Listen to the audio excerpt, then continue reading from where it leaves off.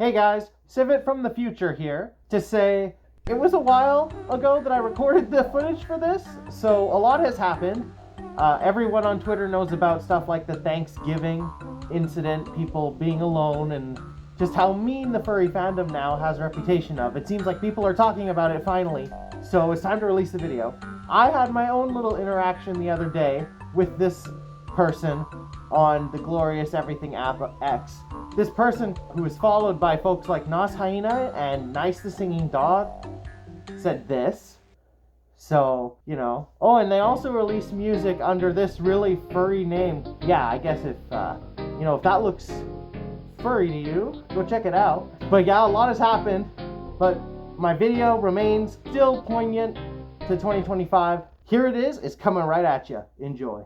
Why is the furry fandom so full of bullies nowadays? Yeah, it's me, Cassidy Civet. It's time for another Civet chat, so let's just roll that intro.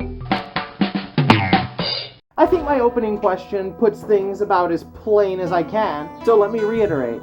Why are there seemingly so many bullies now in the furry fandom?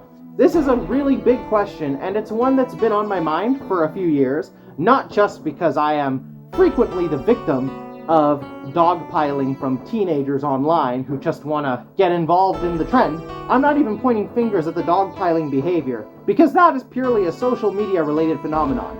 I'm more interested in wondering why individual people have built entire brands around insulting, bullying, harassing random people on the internet who are minding their own business, but the bullies, and especially true with furry bullies, seem to think that they are always in the moral right, that they are on some high-ordained quest to rid the world of what they perceive as the bad people and stuff. And unfortunately, this culminated kind of recently with a rather large news story. In regards to the prevalence of bullying in the furry fandom, I'm going to split this video up into 3 sections, so let's not waste any time and get right to the first one and, I think, the big one, which was the unfortunate passing of Michaela Raines from the Save a Fox Foundation back in June. This was a huge news story because the Save a Fox Foundation is actually pretty large in terms of its online reach. I mean, who's surprised that cute videos of foxes and various other animals do well online, right? Hell, I know a lot of furries that were fans of this particular organization. There's a big soft spot in the furry community, of course, for animal charities, rehab centers, clinics, all the like, you know? I gotta be honest though, at least personally, when I heard that Michaela Raines was no longer living and she had taken her own life, I started to wonder if the online pressure had been a part of it. And after her husband put out a quite emotional YouTube video about how it happened and all the things that led up to that, we got our very first name of someone to specifically blame for harassing the crap out of Michaela Raines for the last 5 years, as far as I can tell. And so the first furry bully that I want to talk about here is Casio Lion. Basically, Casio Lion is a 22-year-old American from Georgia. They may or may not be trans now. It's kind of hard to say because they, of course, deleted all their accounts after being exposed as Michaela Raines' biggest hater, like a coward. And then, of course, Casio Lion put this statement out where they stood by everything that they had said over the last several years regarding Michaela. So again, we are seeing a complete lack of empathy, a complete lack of self-awareness, and a complete lack of regard for human life. This is the mindset that is dominating a lot of the community right now online. Not really in person so much. God knows Casio Lion would never show their face at a convention now. As soon as someone recognized them, yeah, it's on site. Again, to add my own personal take into this, the posts from Casio Lion very much indicate a person who is very caught up in their own self-righteousness, that they are unable to process criticism or even conceive of the fact that what they're doing and the tactics that they are using to seemingly expose someone that they don't like on the internet is further proof that the rumor mill online turns no matter what. For good reasons, for bad reasons, and there will always be people waiting to exploit it. I have no idea what Casio is going to do with their life now, given that they spent so many years of it making sure that a stranger online took their own. But my biggest worry is that Casio is going to do the famous thing that furries love to do, which is vanish from the internet for a few months, maybe a year or two, and then come back, sometimes with a new name, sometimes not, and then find a new target and do the same shit all over again. And that's called a pattern of behavior. So while I hope Casio Lion gets the mental health help they so clearly need, I can't deny that an actual carriage of justice would be for Casio to go through exactly what they put Michaela through. But, you know, we don't exactly have a perfect justice system, so let's go to bullying example number 2. So the other day, I got into a bit of an online spat. I know, shocker, Cassidy Civet in another online tussle, what a shock. But I actually didn't initiate it this time. Actually, it was initiated days, if not weeks later, by someone who I think I've passively mentioned on this channel before, but I've never spent any time on them because they're not relevant, they're not popular, they're not even close to a well-known figure within the furry community, despite their own attempts to make themselves a popufur. I am, of course, talking about Finn without the Riz, aka Zunks. You can tell that they're really edgy because they have 2 Z's at the start and end of their name. Zunks is one of those furries who came from this really terminally online existence, doing that whole commentary over video game footage crap and trying to turn that into an aesthetic. But, you know, that sort of vibe is so non-specific, anyone can do it. And so trying to build your own, like, brand image popularity by doing commentary on gameplay videos is not really a surefire path to success. You know what is a surefire path to getting some attention on furry social media, though? Mentioning me. Over and over and over again. Whenever Zunks needs a hit of dopamine because they're unemployed and have nothing else going on in their pathetic life, they will put up a tweet tagging me, or they'll dig out some old post of mine and repost it. And bonus points if they actually tag me, like specifically by name. There's also been blocking. Zunks has blocked me before and then unblocked me specifically to harass me. Zunks is actual garbage. Like, I really don't have anything nice to say about Zunks, and I'm not gonna mince words here. Zunks is exactly the embodiment of everything wrong with the, not even Gen Z, but like Gen Alpha cusper generation of furries that have been coming into the community lately, thinking that online activism is not only a good thing, but actually gets results. When in actuality, for the most part, they're just a bunch of loud furries on the internet, making the community a worse place for other furries. But don't worry, as long as Zunks keeps begging for donations as they remain unemployed, and continues to push their pathetic Discord server, which, again, like I said, they're not anybody and no one cares about them, so of course the Discord is a dud. But these are the things that the young folks, I hate saying that, but these are the things that the young people in the furry community of 2025 really prioritize. They really want you to join their Discord server, they really want you to donate to them, they really want you to watch them on Twitch, they really want you to follow them on all their social media, they really want you to back up any of their attacks and claims that they may make, whether it's true or not, backed up by evidence, irrelevant. Just be a good loyal foot soldier for Zunks, Clace, or any of the other tyrannical, egotistical, talentless morons that make up so much of this community now. But ultimately, Zunks is probably going to go down about the same route as Finn, who I, mentioned earlier. Zunks has a furry music thing that pretty much only exists to exclude the people they don't like me, even though I actually make furry music, not like this, which is on the furry playlist, apparently.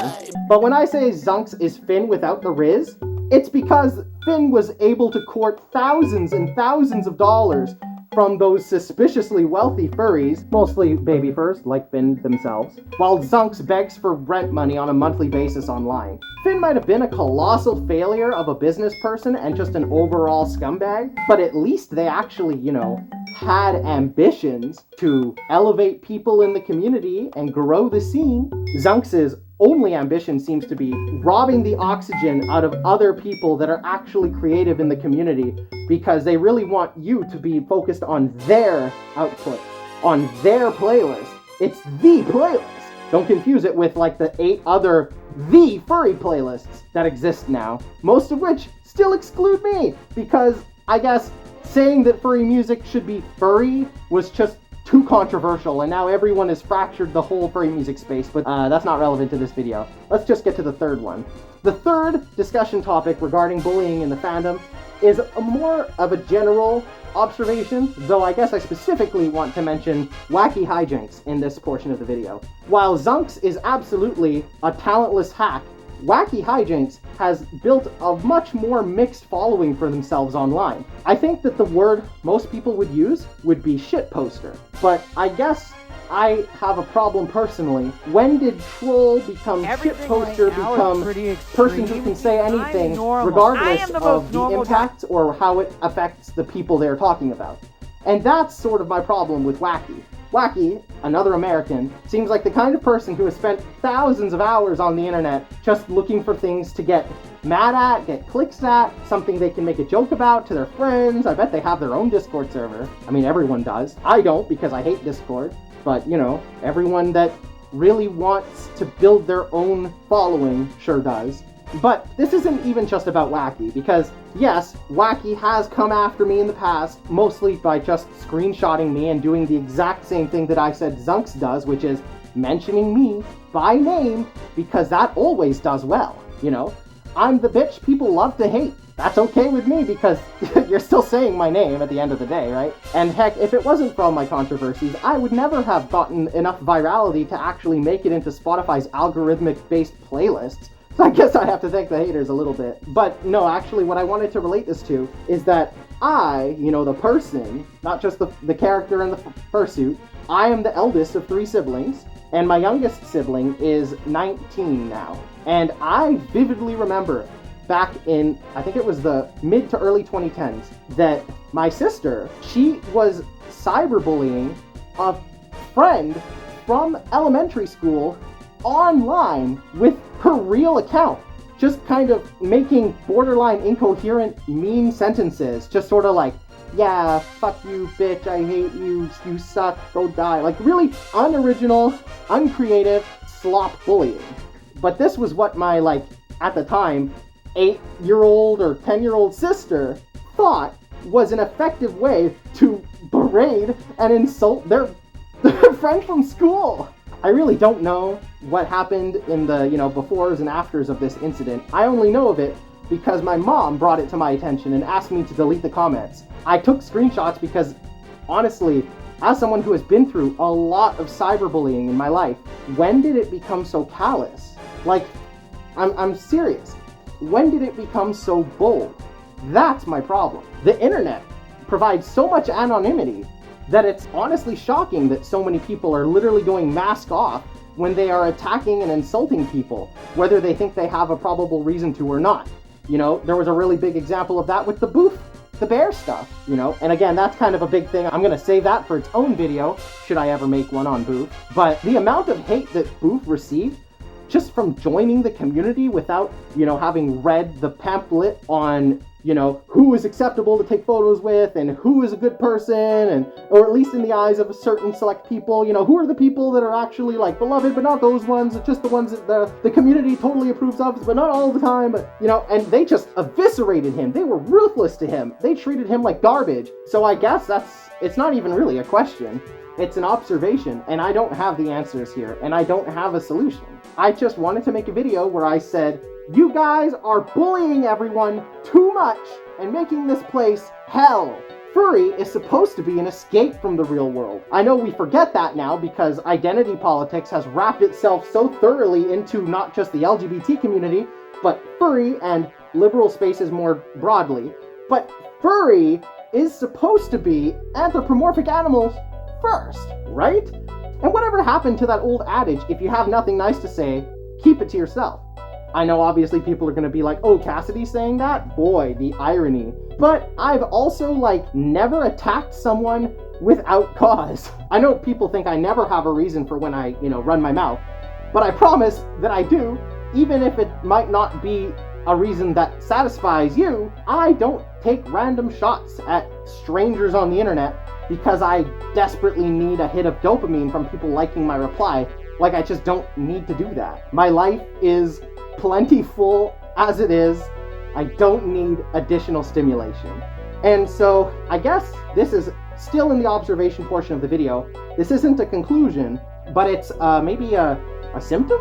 Something I've noticed, and it's true with Zunks, it's true with Casio, and it tends to be true with a lot of the people that come after me when I get my bi-weekly thrashing on social media by creativeless hacks that don't have anything to actually contribute to the community except hate. But the thing that I've noticed they all have in common is their age. For the most part, and again, I'm just being broad, most of the people that are the absolute vilest, sickest, most cruel people online in the furry community tend to be around 21, 22, early 20s. And why is that relevant?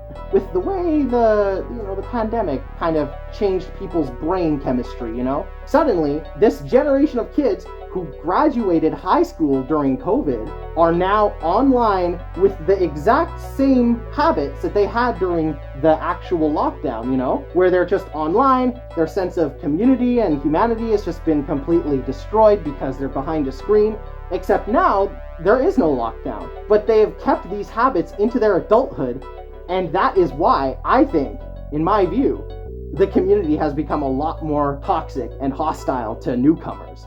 Even though a lot of these folks that are very online will never even go to a furry convention because they either can't afford it, they're not in the right place, or simply because it's a big scary event full of real people and potentially real consequences for the crap they say online. So I guess as much of a conciliatory ending to the video as this is that the online aspects of the furry community are so different from offline. It's like literally night and day.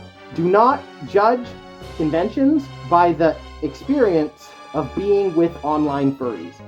Conventions are their own beast entirely, and while I have a lot of problems with the way conventions are run in the community, generally conventions don't actually tolerate this one-sided harassment campaign bullying, unless it's an American convention and the person being targeted is me. But, aside from the small few specific cases where con staff are okay with someone being attacked because they personally don't like them, most of the time conventions are actually willing to stand up for their attendees. So if you are a young new furry or just a furry wanting to go to their very first convention, but you see how awful the online community is, just know that that is not reflective at all of what it's like to go to a real furry convention, okay?